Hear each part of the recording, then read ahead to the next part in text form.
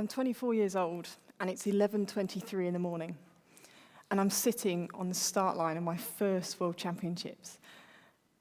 I've been planning this day and preparing for it for years, and here I am. I'm cacking my pants. I'm literally sitting there. I'm in my boat, and I've got the white water around me, and it's going shh, and there's my competitor in front of me, and there's this clock just to the side. I'm in this gorgeous place in the mountains. So I've got the mountains over to my left and this valley over to my right. All I hear is this sort of noise. Beep, beep, beep, beep, beep.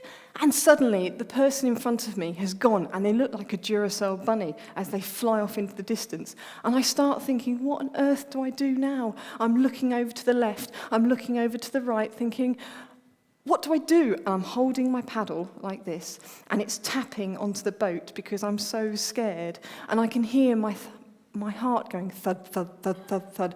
And so what I've now got in my head is going, shh, thud, thud, thud, tap, tap, tap, tap, tap, tap. I look over and I see my coach, and I look for him for inspiration, and he looks white as a sheet. And all I can sort of sit there and think to myself is go, crap, crap, crap, crap, crap, crap, crap. At that point, if someone had asked me my name, I would have gone, name. What do I do? And then all of a sudden, 30 seconds has gone. It's like, what do I do now? And then suddenly I'm sort of watching this clock, and it's like on countdown. You can just see this red second hand just filling around. And I'm staring at it and then staring over to my left and going, what do I do? And at 15 seconds, just to raise the atmosphere just that little bit more, it goes beep, and I go, ah. And at 10 seconds, you get another beep. And it was at that point, my shoulder just went, oh, and I smiled. And I remembered what my friend had said to me before I'd left the UK. And she said, Gilly, on that start line, I know you're going to be really nervous. But remember, you've done all of your preparation. You know you're ready physically. You're ready mentally. You know this river like the back of your hand. You know every single stroke. Just take a second and smile. And on that 10 seconds, that's exactly what I did. And it's like time slowed down. And on the 5 seconds, I got these 5 beeps, and it was like I'm sitting there. My hand is on my paddle, my feet on the footrest, and every single beat, I'm going beep, beep, beep, beep, and off I go like a rocket. And it was one of my best races ever, and I came 15th. But how did I get to that point? I'm 20 years old, and it's 7:59 in the evening. I've got these gorgeous mountains over to my left and this valley over to my right. We'd been out walking for the day, and the plan was to go and see the sunset. But it hadn't quite worked out. We'd got ourselves into trouble. We'd lost our way. And if we'd taken every single choice in a different format, I wouldn't have found myself in the situation that I now was. I'm now lying on the side of the mountain. My heart's going thud, thud, thud, thud, thud. My eyes are wide open, but I can't see a thing. I've just fallen 200 feet, 60 feet straight down, and 140 of tumbling and bouncing. I bounced 7 times. I know that because I remember every single bounce. On the 4th bounce, it was like I was on a roller coaster, and I flew up in the air, and the only thing that went through my brain was whee!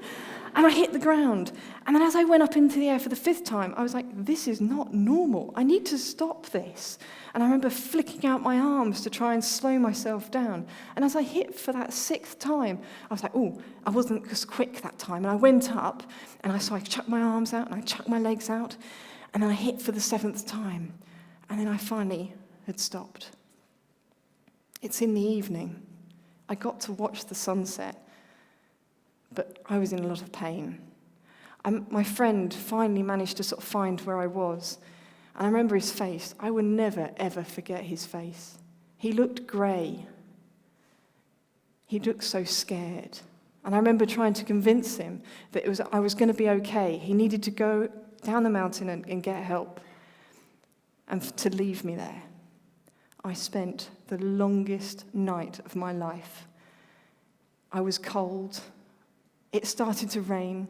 I was in America. I was in a place called Albuquerque in New Mexico, a place where it rains maybe 4 or 5 days every year. That night, it rained. Luck was not necessarily on my side. And as I lie there, I was like, what do I do? I had to try and think, how do I keep myself going? I went in and out of consciousness all night, trying to control the pain through breathing. And eventually I got picked up by helicopter in the morning. But I'd hidden one thing. I didn't tell my friend what I felt as if something was wrong. And before he left, I'd kind of checked my body out. And I knew I felt like I'd broken something in this region here, because it felt like a bone was kind of sticking out. But I hadn't told him that I knew there was something wrong with my neck. And I kept hiding this. And I got all the way to the point of being in hospital. And I said, look, there's something wrong with my neck. And because I'm in America, it sounded like an episode of kind of ER. And I remember being there going, oh my God, this is happening to me. I found out I'd broken my pelvis in 4 places. I'd fractured my skull and had an open wound to my head here. I had an open wound to the bone on my left shin. And I had broken my neck. I hadn't just broken my neck. I'd fractured C4, and I'd dislocated C5 and C6. I'd actually obtained the same injury as a famous actor, Christopher Reeve, who played the original Superman. The difference being his spinal cord severed, mine narrowed to a fraction. There I was now laying in hospital. I was 20 years old. I had my whole life ahead of me. I was so excited. I was, very athletic, very driven, very independent. And now here I can't move, staring up at a really boring ceiling. I'd had this major operation, and I was told, just be happy to walk again. I didn't want that. I wanted my life back. I was between my second year and final year of university. I didn't want to walk. I wanted to run. I wanted to do all my fun things. I wanted to be back in a boat again. I didn't think it was possible. And I remember this one afternoon, this person came into my hospital room. And I remember her voice. I don't know what she looked like. And she came in and said, do you know what? And I'm in a really ratty mood at this point. And I can imagine her sort of coming in and putting her hands on her hips like this and going, do you know what? And I reply with, what? You have to want to get better. And at that point, in the mood I was in, I did what most teenagers do. I shouted back at her, you have no idea what I've been going through, what's happened to me, leave me alone. And she did the best thing possible. She said nothing. And all I heard was these footsteps and a slam of the door and more footsteps. And I was left there to stew. What is it that I wanted? I couldn't answer that question. I knew what I didn't want. I didn't want to just walk. I wanted to run. Because to run, you have to walk. To walk, you have to be able to stand. To stand, you have to be able to sit up. And to sit up, you have to be able to get out of bed. Suddenly, walking was just a mere stepping stone. They told me I'd be in hospital for about 12 months. I couldn't think of anything worse. It was like all these sort of barriers were put in place. But I now had a goal. I wanted to run. And I like to prove people wrong. And I'm stubborn, really stubborn. I'm also very competitive with myself. 12 months. I had to be back at university within 5 weeks. 12 months was not an option. So I took my first step. And as I did that, the doctor said, you can actually, maybe only be in hospital for 6 months. I was like, yes, I've taken off 6 months. And then before I knew it, I was out of hospital within 2.5 weeks. I was back at my university registering 5 weeks later. I knew what I wanted. It did take me 2 years to learn how to run. And after that, I thought, what's next? It was quite obvious to me. I wanted to represent my country. It was a childhood dream I'd had. And I'd tried all sorts of things to try and do this in the past. But I wanted to represent my country and wear my GB colours. 3 years after falling, I was 23 years old, I sat on my first start line. And as I sat there, I was so nervous that it overcame me, and I never completed my first race. I fell in, I swam across the finish line, and I had DNF, did not finish. I was absolutely overwhelmed. So that following year, when I was 24, when I sat on that start line, I had to find a way, I had to find a strategy to deal with my nerves. That's why I was so pleased. But once I'd actually did that, I thought, what do I want next? I was 15th in the world. I wanted to be the best that I could be. I wanted to be the best in the world. My dreams and goals changed every single time. And I got to that point where I thought, why not?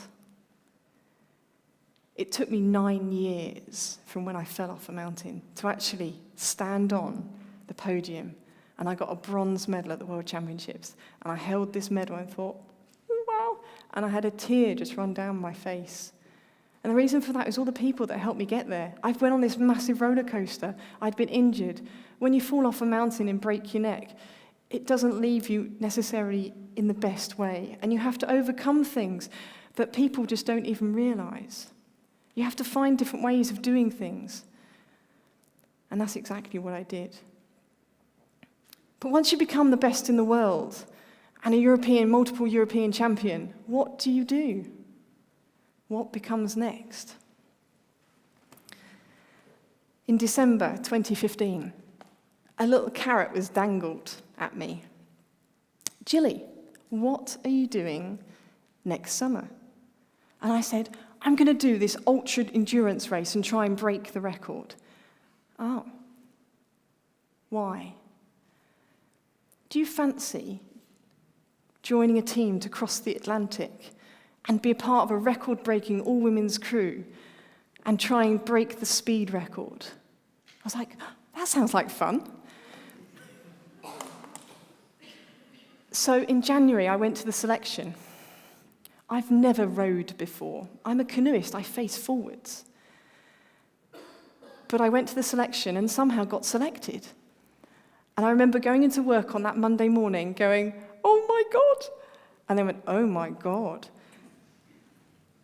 I get really seasick. I actually hate the sea. I hate the taste of it. And I'm really scared and have a fear of jellyfish. What am I thinking? But no, it's going to be fine, I said to myself, because I want to challenge myself both physically and mentally in the best way I can. And I want to do something that not many people get the chance to do. So why not? And on the 7th of June, 2016, I left the Statue of Liberty at midday with 4 other women and set to row home and finishing in Falmouth.